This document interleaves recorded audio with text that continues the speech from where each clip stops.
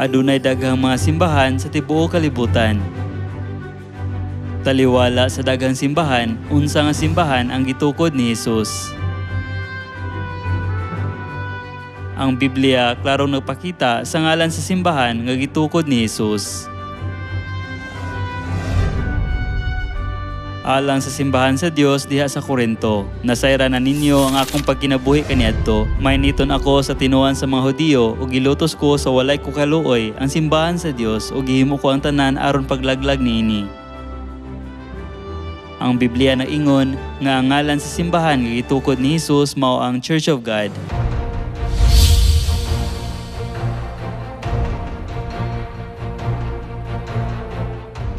Unya, unsa ang kamatuoran nga gisunod sa Church of God?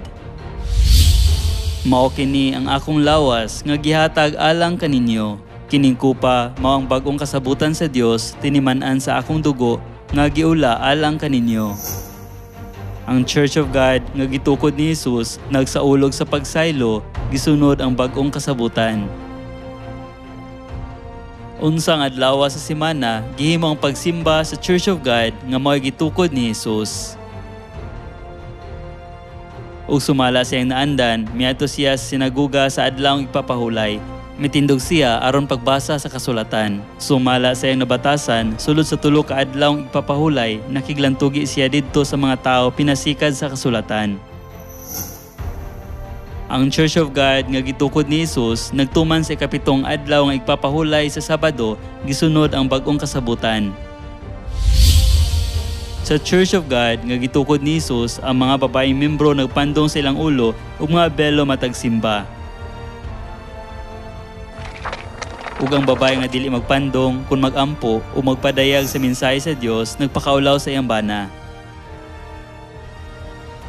Ang Church of God nagtuman sa pagsaylo ug sa igpapahulay ug ang mga babaeng membro nagpandong sa ilang ulo ug mga belo matag simba. Ug unsa ang kamatuoran ang ilang giwali usab. Ug matag adlaw dito sa templo ug sa mga puloy-anan nagpadayon sila sa pagtudlo ug pagwali mahitungod kang Hesus nga Mesiyas.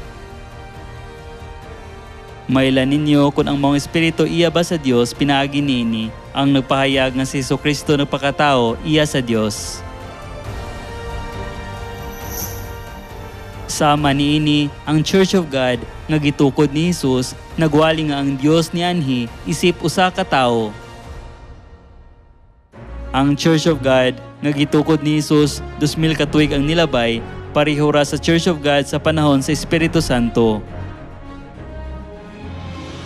Ang Church of God nga nagtuman sa igpapahulay ug sa pagsaylo sa bag-ong kasabutan ug sa regulasyon sa belo sa mga babayi, mitubo ngadto sa 3 ka milyon ka rehistradong membro sa 175 ka nasod sa 2020.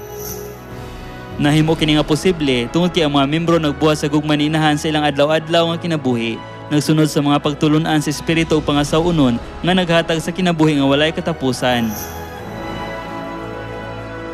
Ang Church of God nagsunod sa mga pagtulun-an sa Biblia.